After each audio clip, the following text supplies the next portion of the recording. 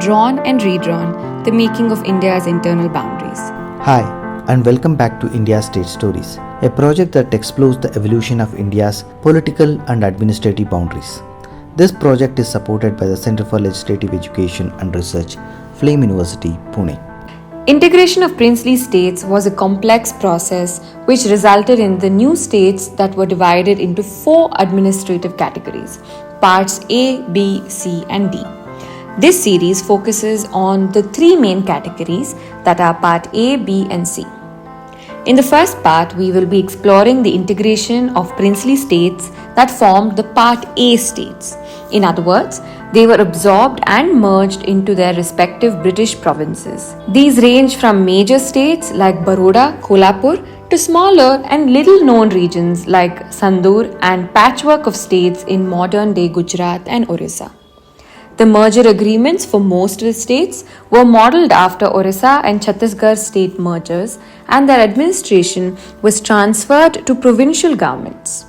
Now let's look at the stories of each of these in more detail in the following episodes. Listen to the first 3 episodes of Season 2 to understand a deeper context. These episodes give an overview of the entire process of integration, along with an introduction to the legal instruments and some key personalities which made it possible. More details are in the show notes below, and let's dive in. Have you ever considered what it truly takes to build a nation? I mean, it's rarely about a single grand declaration. Not at all. More often, it's the gritty, intricate work of weaving together diverse, often fragmented pieces into something coherent. Today, we're taking you on a journey into just such a pivotal moment in post-independence India, the complex and frankly fascinating integration of the Deccan States. Okay, let's unpack this. Our mission today is really to uncover the unique challenges and the surprisingly ingenious solutions involved in unifying this collection of, geographically fragmented, politically varied princely states into what would become the Bombay Province. What's fascinating here is spotting those aha moments, the administrative ingenuity and the sheer political will that reshaped modern India's map. And to guide us, we've got a really rich tapestry of sources.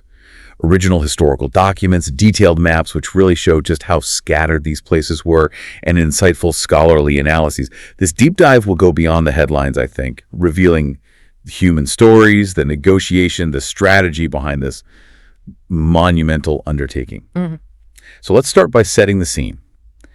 Paint a picture of these Deccan states just before integration. Imagine India not as like a single canvas, but this complex patchwork quilt. That's a great analogy. In the Deccan region, you had this remarkable situation. 17 different princely states, plus the significant state of Kolhapur, all geographically just interspersed within the larger Bombay Province. Right, literally dotted inside it. And they weren't uniform either. Incredibly diverse, ruled by Maratha, Brahmin, Muslim lineages, each with its own history, its own culture, its own way of doing things. We're talking a considerable area here, roughly 7,650 square miles, home to about 1.7 million people at 17 lakh, and generating annual revenue around 14.2 million rupees, or Rs, 1,042,000. Yeah. These weren't just abstract numbers, they represented real communities. Real people, real economies. Think of names like Akalkot, Sangli, Janjira, Jath, Moodhole, Aunt, Por. Each a distinct mini-entity trying to find its way. And that fragmentation, as you can imagine, presented just immense administrative and developmental hurdles. Yeah, I bet. Take a state like Por. It was actually split into 3 separate, non-contiguous parts. 3 parts. Yes, with pockets of British Indian territory existing within its own borders. Imagine trying to govern that, collect taxes, provide consistent services. It's a logistical nightmare. Absolutely. And many of these smaller states simply lacked the financial clout to modernize. They often had inadequate welfare services, underdeveloped industries, a general lack of modern amenities. If we connect this to the bigger picture, this fragmentation often meant power was stuck in very few hands, which naturally held back progress and any kind of democratic development. That's a really crucial point, because while some states, like Andhra, were surprisingly progressive, Andhra granted responsible government way back in 1939. Which was quite early, yeah. The overall picture across the Deccan was one of these scattered, often struggling entities. It seems pretty clear that some kind of unity was needed for them to thrive in the new India. So given this messy picture, the idea of consolidation wasn't entirely out of the blue, was it? No, not entirely. There were early inklings, plans even, discussed way back in 1933 to unite these smaller states. The goal was to fix their administrative issues, get them ready for future federal setups. Right, planning ahead. But what's interesting is that these early attempts were basically seen as impractical and just dropped. It shows how political will and maybe that sense of national urgency sometimes needs time to really build up. Indeed, that early reluctance is telling. But by July 1946, things started to shift. Some of the Deccan rulers themselves began to see the writing on the wall, proposing a union of their own states. Ah, a move for self-preservation. Essentially, yes. And a stronger bargaining position. They even went to Mahatma Gandhi for advice and approval. What did Gandhi say? Well, reports suggest he wasn't too keen on an independent union, but his advice was key. He told them to consult Jawaharlal Nehru. Okay. Nehru, while open to a union idea, laid down a really critical condition. The rulers had to grant responsible government to their people first. Ah, democracy first. Exactly. Embedding that principle right at the heart of any future setup, that was non-negotiable. So that's when K.M. Munshi enters the picture. He was tasked with drafting a covenant for this proposed union. That's right. And it wasn't just a simple agreement, it was a detailed blueprint. What did it include? Provisions for a council of rulers, the Rajmandal, a high court, even a constituent assembly, all aimed at creating an interim government for a united Deccan state. It was ambitious. Trying to stitch it all together. Precisely. An attempt to make a functional, self-governing entity out of these disparate parts. But this raises an important question. How much real power did the people themselves, these emerging popular movements, actually have in shaping this? Good question. The Prajamandals, right. Exactly. Because they were so close to British India, the people in these states had developed a pretty high level of political awareness. These Prajamandals, essentially people's forums, became really vocal, really active. They weren't just asking for reforms. No, they went further. They were demanding a full merger with Bombay Province. This popular feeling wasn't just a background noise. By January 1948, the United Deccan States' own Constituent Assembly actually resolved to accept this demand. Wow, so the assembly agreed to merge. They did. Yeah. Then Kamal Nain Bajaj was tasked with negotiating the actual terms with the rulers and the government of India. The people's will was becoming this undeniable force, pushing for a very different outcome than the rulers' initial plan. So it's clear that while that dream of a united Deccan state flickered for a bit, the whole grand plan ultimately just crumbled. It did. Sardar Patel, the Iron Man of India, he stepped in. He made it absolutely clear in December 1947 the government of India did not recognize this proposed union. Full stop. No legal validity. None. He insisted each state had to merge individually with India. The idea of them negotiating as a separate bloc was over, and several key factors really accelerated this push towards individual integration. First, there was a powerful precedent. The Orissa and Chhattisgarh states. Exactly. Their successful integration just a month before, in December 47, showed it could be done, and done effectively. That must have sent a message. It did. And following that, the Deccan rulers themselves, likely seeing the inevitable, passed a resolution on December 21st, 1947. They agreed not to stand in the way of merging with Bombay if their people and their new constitution-making bodies approved. They were bowing to the inevitable, somewhat. Seems like it. And second, that popular will we talked about was undeniably strong. Sardar Patel initially thought about using plebiscites, direct votes, to confirm support. But they dropped that idea. Yeah, especially for the smaller, fragmented states like Und. Why? Because the Prajamandals, those active people's associations, had already given a very clear, very vocal mandate for immediate integration with Bombay. The people had already spoken, essentially. Loud and clear, no need for a formal vote in those cases. The demand was obvious. And then 1948 starts, and an event of just profound national tragedy occurs. An event that sends shockwaves everywhere and dramatically changes the timeline for these Deccan states. January 1948, Mahatma Gandhi's assassination. A horrifying event. And it led to widespread riots, administrative collapse in many areas, including some princely states. Yes, tragically. In Ramdurg, for instance, the administration just completely broke down. The ruler had no choice but to request an immediate transfer of administration to Bombay. Just couldn't cope. Couldn't cope. And we also saw serious disturbances, particularly affecting Brahmin and Baniya communities in parts of Maharashtra and certain states, notably Kolhapur, adding to the instability. This tragic law and order crisis became a monumental game changer, and it really reveals something critical about nation building, doesn't it? How so? It showed how, in moments of extreme crisis, abstract ideas like state autonomy or these carefully negotiated unions can just instantly collapse.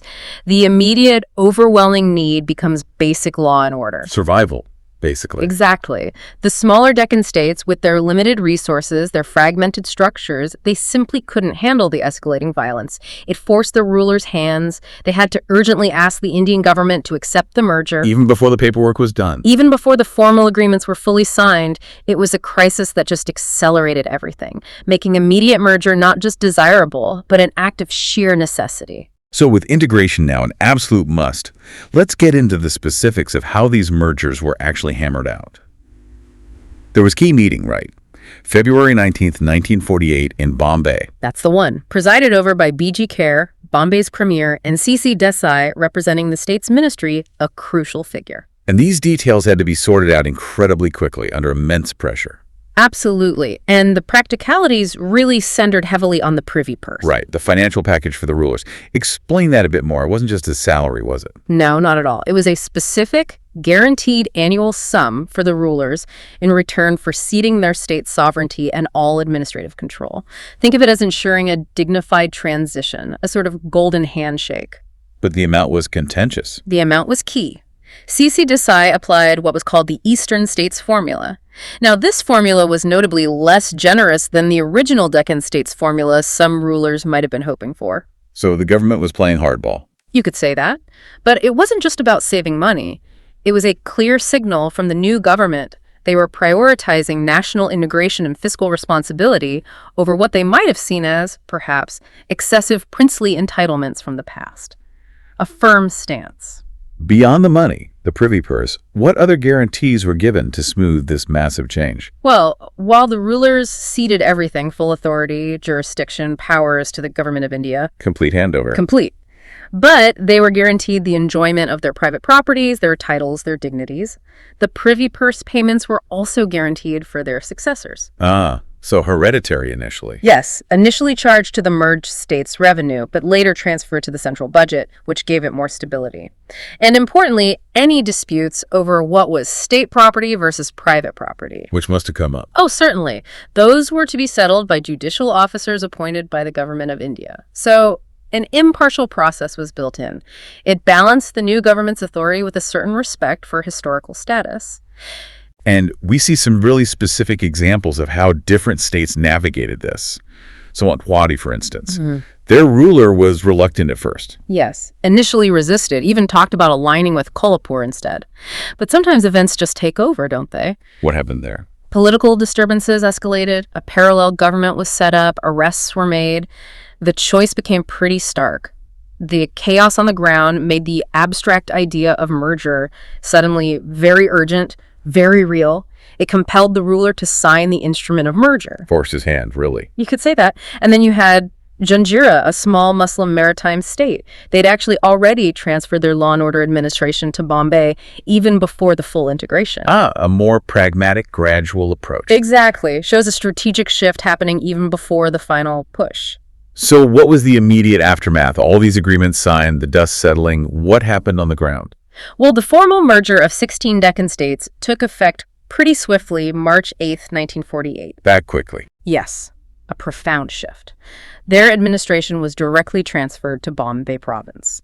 These states were essentially absorbed into existing districts, becoming part of that larger provincial structure.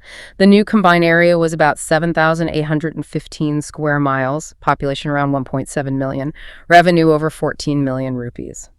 And what's fascinating here is how the existing administrative infrastructure was so crucial to making this work smoothly. The self-service. Precisely. The harmonization process was extensive. Revenue, judicial, administrative systems all aligned with Bombay's. Outdated local taxes were repealed, streamlining things. Was it completely smooth?